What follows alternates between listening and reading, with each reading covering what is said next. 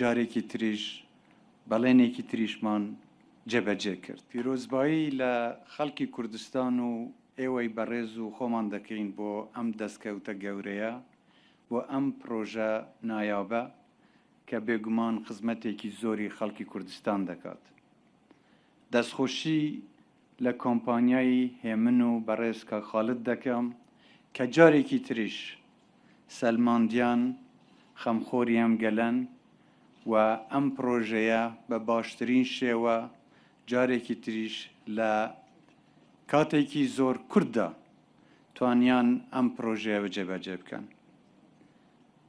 ئەو ئەندازیار و هەموو ئەو کەسانەی لە کۆمپانیای هێمن کار دەکەن بە دڵسۆزیەوە شەو و ڕۆژ کاریان لەسەر ئەم پرۆژەیە کرد کە ئەمڕۆ دەیبینن تەواو بووە.